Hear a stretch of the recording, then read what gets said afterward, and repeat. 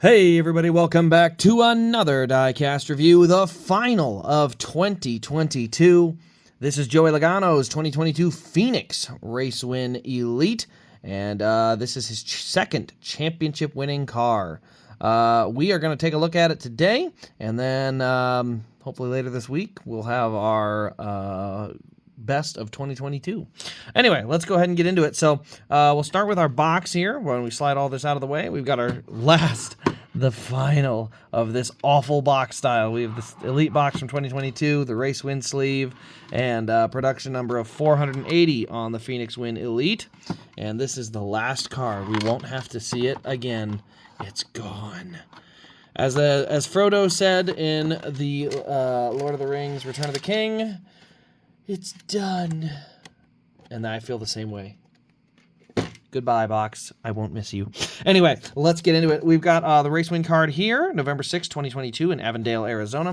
Flip it around to the back. Started on the pole, 312 total laps. He led 187 of them, won by 0.3 seconds. No one really had anything for him. Chase Elliott was starting to get the car together before Ross wrecked him.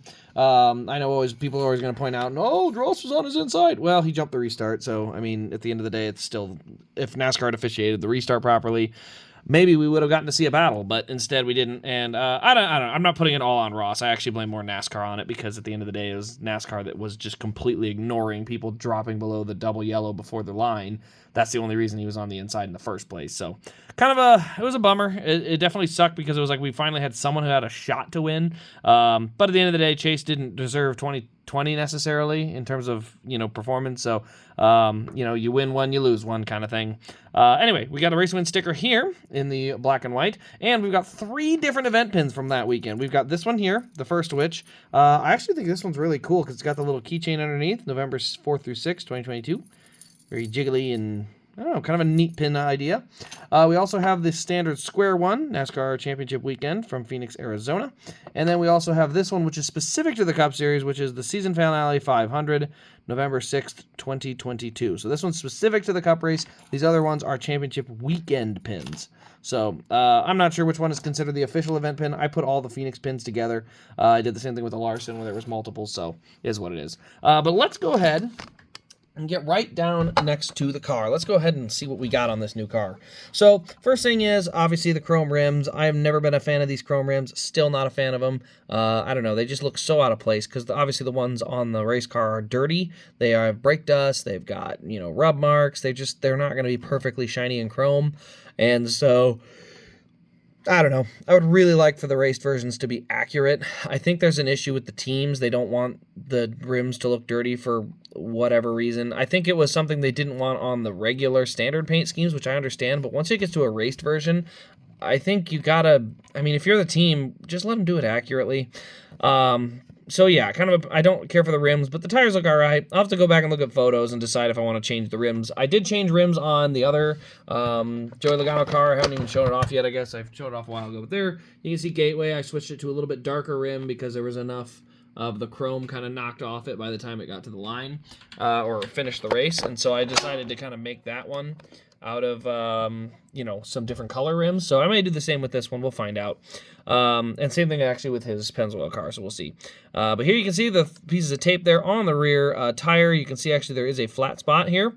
Weird thing they were doing though, which is I'm not a huge fan of, is they're leaving it very rounded on the inside. So you can see here on the inside and there on the inside. So it actually sits upright and rolls good. See how it rolls with no bumps?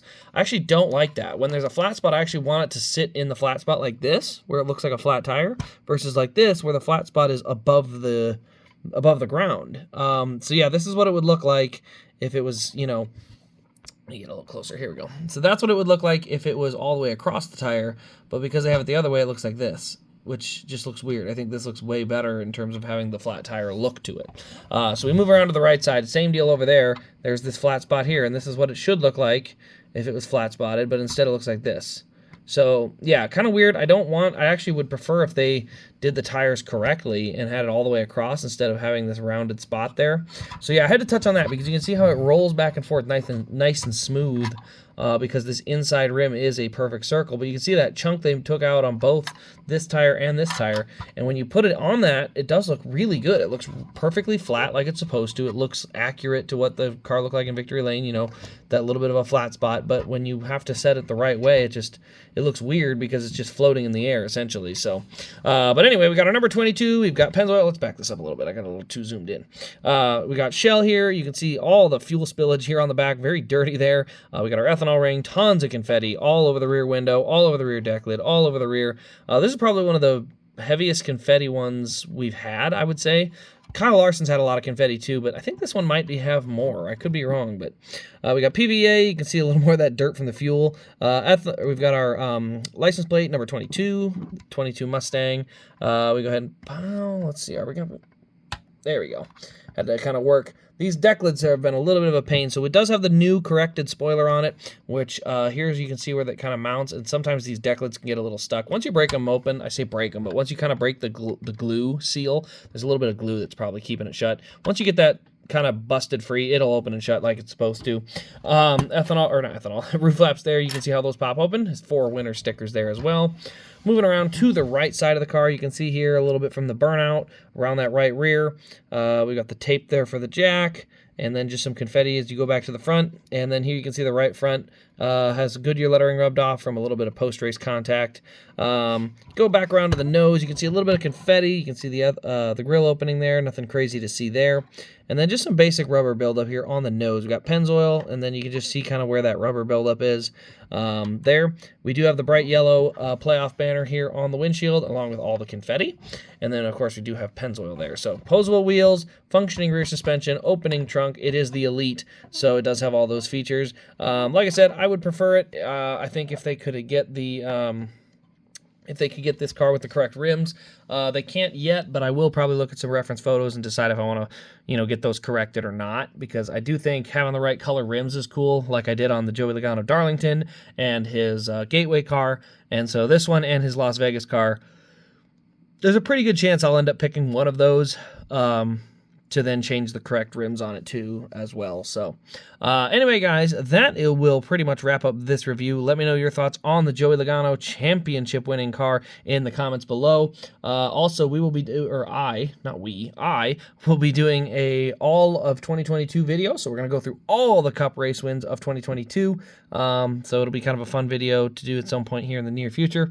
But other than that, guys, that'll wrap up the video. Thank you all for watching. This has been Race Craze, and we will see you in the next Diecast review.